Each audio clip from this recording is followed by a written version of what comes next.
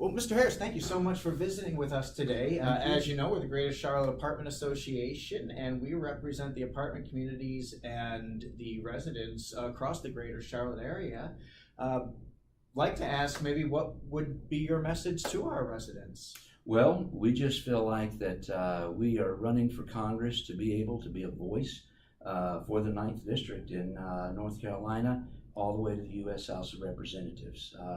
It's so important, I think, that at times we think about our congressmen and their votes that they cast, but we think it's important that there be somebody that's going to be a voice, to be able to stand up for the constituents that make up North Carolina's 9th Congressional District, which is a long district running from eastern Mecklenburg County all the way to just outside Fayetteville, North Carolina. So we are honored for the opportunity to be able to be the Republican nominee and moving forward.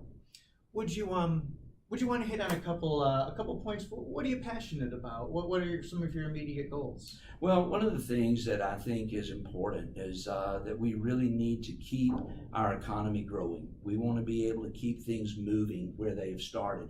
We've seen over the last year and a half some of the things that President Trump's agenda that was put out there has begun to take shape, and we're beginning to see some effects of that. We feel confident that the tax cuts that were passed in December have been a big stimulus for what we're seeing now. A lot of regulations that were sort of rolled back throughout the year that Congress rolled back. I think we've seen in 2018 many of those have started taking root, and we're seeing more construction, we're seeing more lending, we're seeing really housing and building happening again. And I feel like we've got to keep that going. And I think the way you keep that going is, again, with lower taxes and allowing people to spend their money and invest their money the way they see fit. And we're seeing our economy booming. And I think that's a major priority. I think another priority is we've got a lot of issues still yet to deal with. Healthcare is an issue that people are still struggling with, the high cost of premiums. There's a few things that have been done, like the executive order to allow folks to purchase health insurance across state lines, I think has been a help, but there's still a lot of things that need to be done to sort of clean up and get our healthcare costs under control. And I think that's going to be a major primary objective going into 2019.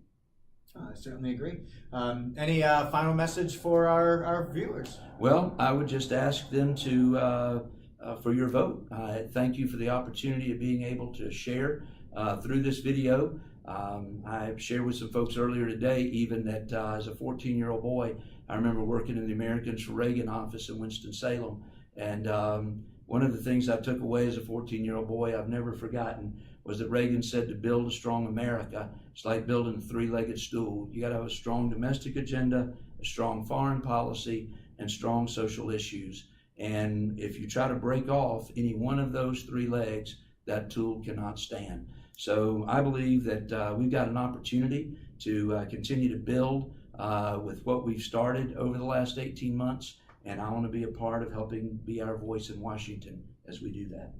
Well, Mr. Harris, thank you so much for visiting Thank with you. us today. We really appreciate your time Thank and you. all you've done for us. Thank you. It's my pleasure.